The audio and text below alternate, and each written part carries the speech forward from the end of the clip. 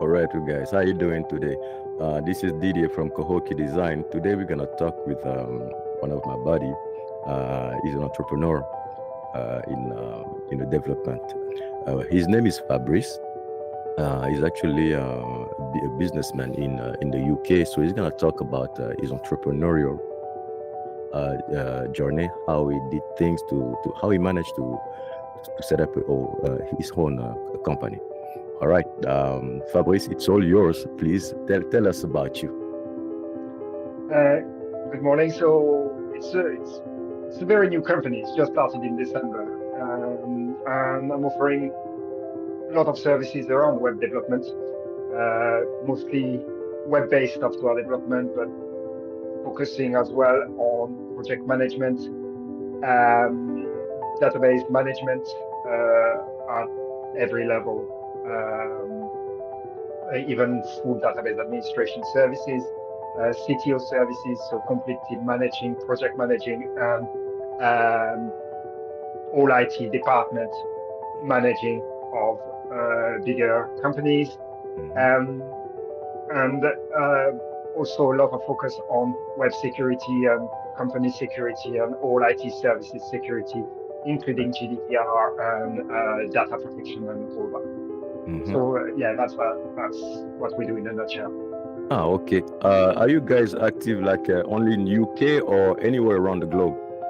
So it's online mostly, so we could be active around the globe. Mm-hmm. We just started. It's 6 months now, so all the client base at the moment for now is in the UK. All right. That's cool. How hard was it for you to set up your company? So it's something I've been thinking for a long, long time, and I had a company back early 2000 before going back in the job market Mm-hmm. uh, during the recession. So I had some experience in that, but it's something I was thinking to go back working for myself and being my own boss simply because I like the autonomy. I like to be in charge. Yeah, the Um, economy. Yeah. I like to be in control, a bit of a control freak, I think sometimes.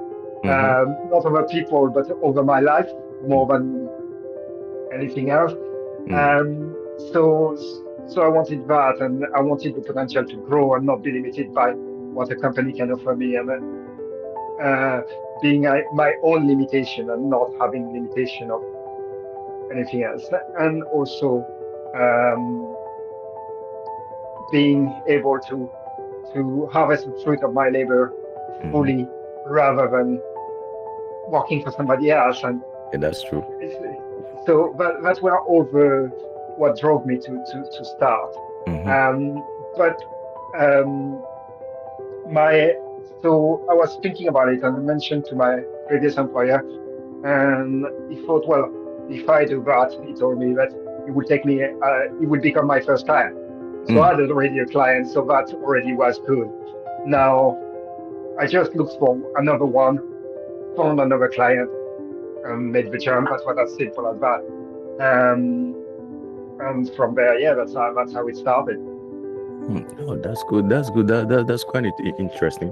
How you guys do to get customers, leads and stuff? What do you do in terms of marketing? So marketing is something I need to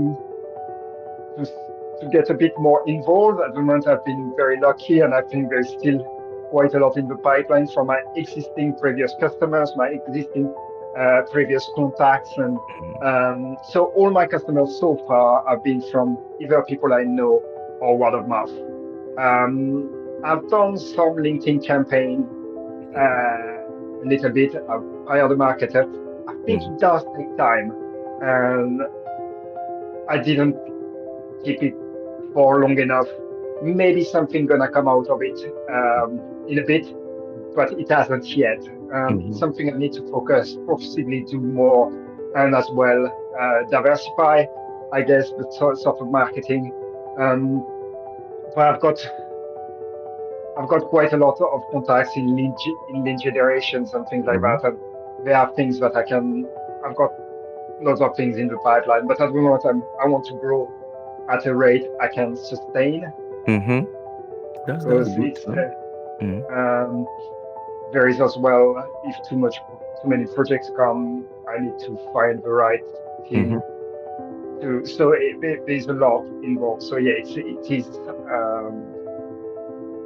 I don't want to. Yeah, marketing has been very low, and it's from contacts, existing contacts, and word of mouth.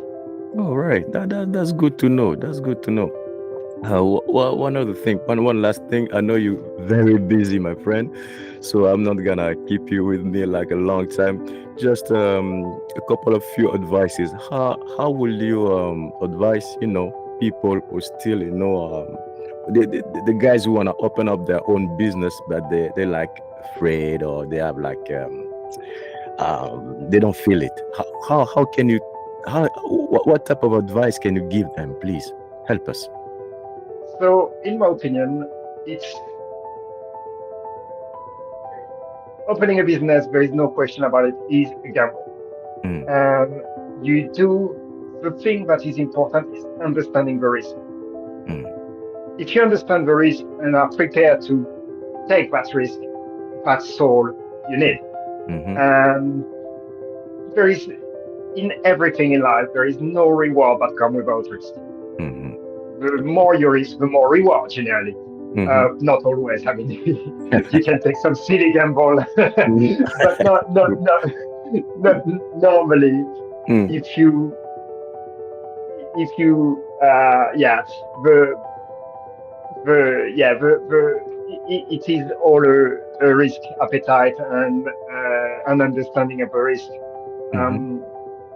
I've got, I think, I played poker for a living for a few years, and that helped me greatly in understanding Mm. what is risk appetite, what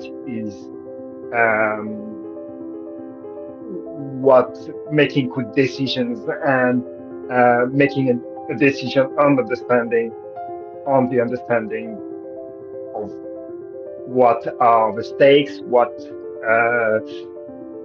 and the risk and the reward as well, and what's the potential of that decision. So Okay. those I think are probably the most important, I say. All right. Thank you very much, Fabrice. And as you heard, this is one of our successful entrepreneurs based in UK, Fabrice. You have to go check out his website, and the link is right down below. A friend here he has more than 25 years of experience in his domain, so he knows what he's talking about. He does. I'm a developer, but compared to him, I'm like a junior. I ain't bad, but that guy right there, he's a senior guy. All right. So thank you very much, Fabrice, for your insight. And we're going to share it to anybody who's in business, who would like to be in business. Hopefully, your insight, your advice will help them, will motivate them to succeed in their journey, to create like a thriving business. Thank you very much, Fabrice. Et, on va se parler plus tard. Merci. Ciao, ciao. My Voilà. pleasure.